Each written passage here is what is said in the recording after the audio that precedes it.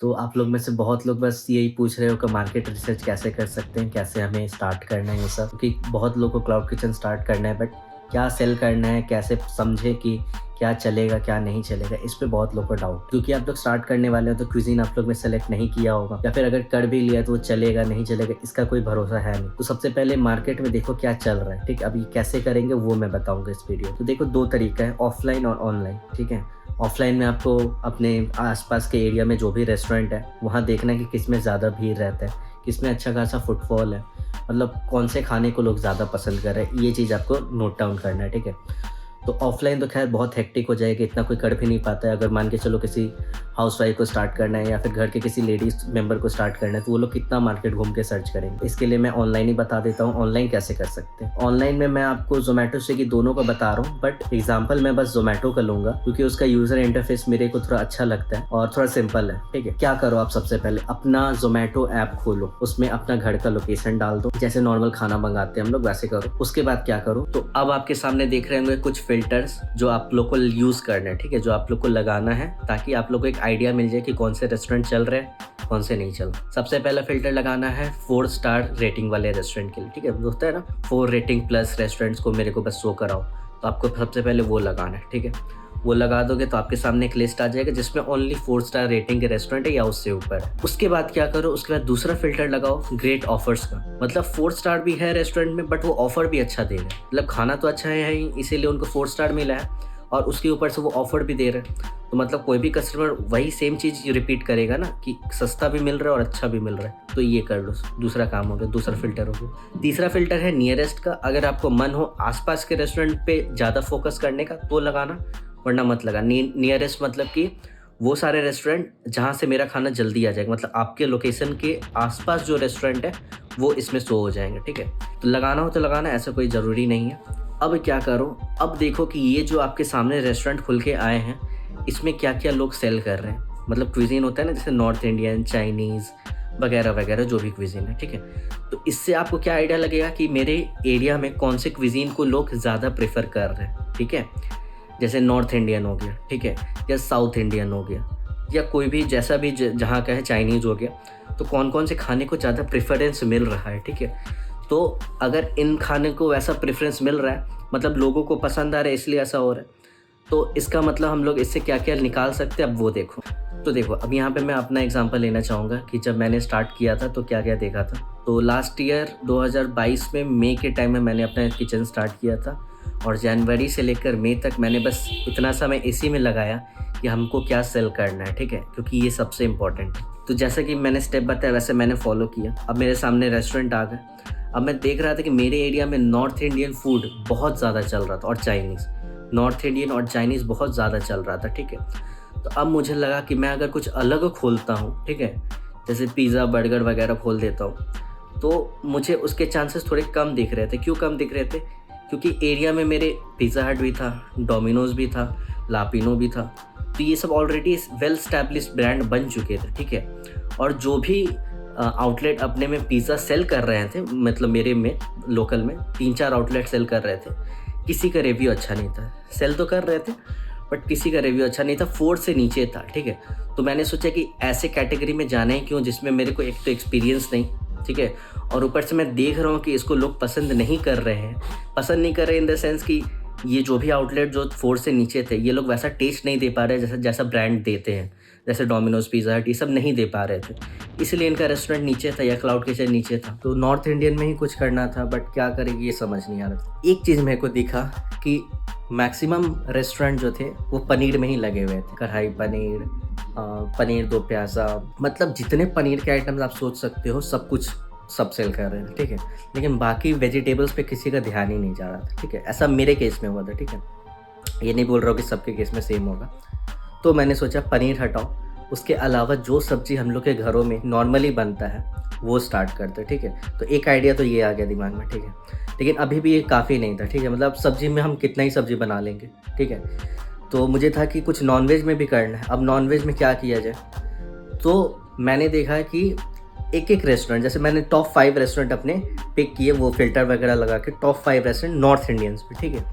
और हफ्ते में 2-3 बार बाहर से कुछ ऑर्डर करता था, तो उन रेस्टोरेंट का चिकन का आइटम या मटन का आइटम, दोनों में से कोई भी ऑर्डर करके उनका टेस्ट लेता था कि टेस्ट होता कैसे, ठीक है। तो जब मैं ये सब कर लिया, सारे रेस्टोरेंट का एक-एक करके टेस्ट कर लिया, ऑलमोस्ट मतलब एक रेस्टोरेंट का 3 आइटम करके ऐसे करके सभी रेस्टोरेंट का 5 रेस्टोरेंट पिक किया था। तो 15-20 आइटम जब मैंने टेस्ट कर लिया, एक चीज़ कॉमन मेरे को सब रेस्टोरेंट में लगा कि उनका टेस्ट में हल्का-सा मीठापन है, मतलब स्वीट था टेस्ट में, ठीक है, मतलब थोड़ा-सा मीठा आ रहा था। तो क्योंकि मैं वेस्ट बंगाल में रहता हूँ, यहाँ पे क्विज़ीन में हर कुछ में थोड़ा-सा मीठा डालते हैं लोग और यहाँ पे काफ़ी अच्छा लगता है सबको वो टेस्ट। लेकिन मैंने सोचा कि फिर भी अभी भी एक चीज़ इसमें है कि बहुत लोग तो वेस्ट बंगाल में ऐसा नहीं है खाली बंगाली ही रहते हैं, बहुत लोग मिल-जुल के सब रहते हैं, हर कम्युनिटी के लोग।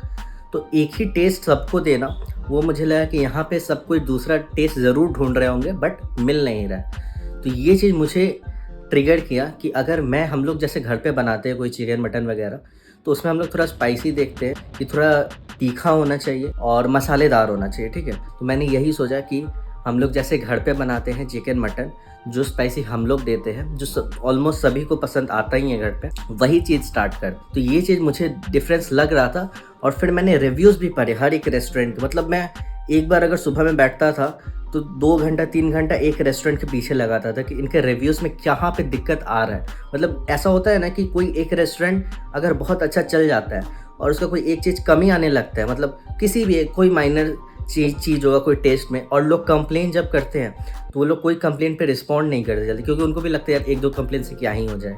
तो मैं देख रहा था हर कोई एक सिंगल बात पे कंप्लेन कर रहा था, वो टेस्ट से रिलेटेड था। मुझे याद नहीं है क्या बात था, तो मैं सब नोट करता था, ठीक है, कि इस जगह पे ये लोग कंप्लेन कर रहे हैं, मतलब इनको ये चीज़ अच्छा नहीं लग रहा, और सभी कोई कंप्लेन कर रहे थे। हो सकता है किसी एक को नहीं अच्छा लगता बट सभी को ऐसा नहीं हो सकता कि नहीं अच्छा लगे। तो मुझे लगा कि ये रेस्टोरेंट यहाँ पे शायद काम नहीं कर रहे हैं, यहाँ पे उन्होंने ढील दे दिया। तो बस मैंने वही पकड़ा कि जहाँ उनका पिक पॉइंट्स था कि यहाँ पे ये लोग गलती कर रहे हैं, मैंने वो सब गलती सोचा कि मैं अपने जब स्टार्ट करूँगा तो ये चीज़ को नोट डाउन कर लेता हूँ, ये गलती नहीं करना है। बस ये सब मैंने देखा और यार ये सब करते-करते मुझे 3 से 4 महीने लग गए एक-एक रेस्टोरेंट को पढ़ने में, एक-एक रेस्टोरेंट का रिव्यूज़ पढ़ने में, और फाइनली जाके फिर मैंने अपना मेन्यू बनाया और उसमें मात्र 7 से 8 आइटम स्टार्ट किए थे, ठीक है, क्योंकि स्टार्टिंग में नहीं पता रहता कि क्या सेल होगा क्या नहीं। उसके बाद जब ये सब मैंने स्टार्ट कैसे किया था बताता हूँ। चिकन करी से स्टार्ट किया था, बस चिकन करी, उसमें चिकन का कोई वेरिएशन नहीं था, ओनली चिकन करी। दूसरा मैंने देखा कि हम लोग के बिहार में एक चिकन ताश बोल के एक आइटम है, ठीक है, जो यहाँ पे कोई सेल नहीं कर रहा था, कोई भी सेल नहीं कर रहा था बंगाल में। तो मुझे लगा कि ये सबसे बेस्ट आइटम है अपने रीजन का फूड को यहाँ इंट्रोड्यूस कराने में, ठीक है, क्योंकि आपको पता है कि हांडी चिकन या हांडी मटन जितना फेमस हुआ है उतना फेमस बाकी कुछ नहीं हो पाया है बिहार का। तो मुझे लगा कि उन चीज़ों को हमको ज़्यादा फोकस देना चाहिए। तो मैंने बस चिकन ताश रखा था दूसरा आइटम में। एंड वेज में, हाँ, वेज में जैसे कि मैंने बोला पनीर वगैरह सब बेच रहे थे, तो मैंने क्या सेल किया, मैंने काली चना की जो घुगनी होती है वो स्टार्ट किया, मटर स्टार्ट किया। यहाँ पे सब काबुली चना बेचते थे, हम लोग ने मटर स्टार्ट किया, स्वाद बिहार में मतलब। ये सब कुछ आइटम सब्जी में धीरे धीरे हम लोग इंट्रोड्यूस करते गए और स्टार्ट करते गए। तो उसके बाद फिर मुझे लगा कि हम लोग का जब रिस्पॉन्स देखे कस्टमर का कि स्टार्टिंग डे 1 से ही 3-4 ऑर्डर जब हमारे पास आने लगे, तब मुझे लगा कि शायद हम लोग का मेहनत सफल हुआ, क्योंकि ऑर्डर स्टार्ट हो गए थे। बहुत लोग बोलते हैं ना ऑर्डर ही नहीं आ रहे हैं, तो वो मेरे साथ कभी नहीं हुआ है।